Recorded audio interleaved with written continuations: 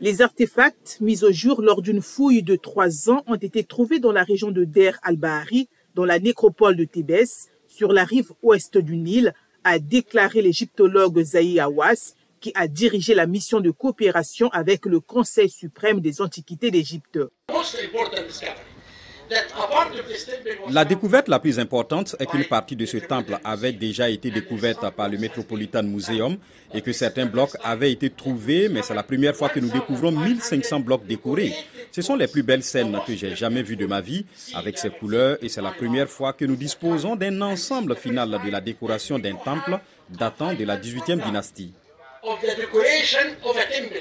Parmi les autres découvertes, des tombes taillées dans la roche datant du Moyen Empire, ainsi qu'une tombe du surveillant du palais de la reine Tétichéri, la grand-mère du roi Ahmosis, qui expulsa d'Égypte les Hyksos, envahisseurs d'Asie occidentale, qui ont gouverné certaines parties de l'Égypte jusqu'à leur défaite et leur expulsion. Depuis la découverte de Toutankhamon, aucun monument royal n'a été retrouvé.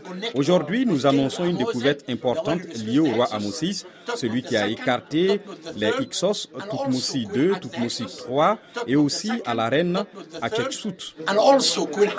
Hatshepsut, grande épouse royale de Toutmosis II, régenta son beau-fils Toutmosis III après la mort de son mari.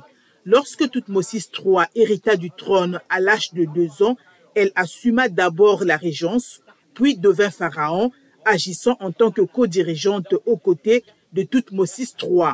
Des puits funéraires contenant des cercueils en bois ornés d'un signe de plume de la 17e dynastie, ainsi que des tombes d'enfants contenant des jouets et des sections de la nécropole ptolémaïque d'Assasif près du temple de la reine Hatshepsut ont également été découverts.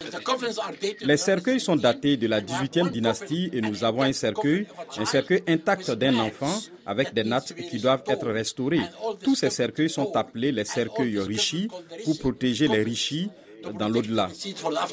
L'égyptologue Zahi Hawass affirme que son équipe mène des recherches dans une zone où il pense que les tombes d'Ahmosis Ier et peut-être de Kamos pourraient être découvertes.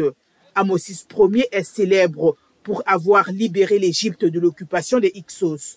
Kamos, son prédécesseur, avait déjà combattu les Hyksos, mais ce n'est qu'après sa mort que l'Égypte fut unifiée sous Ahmosis.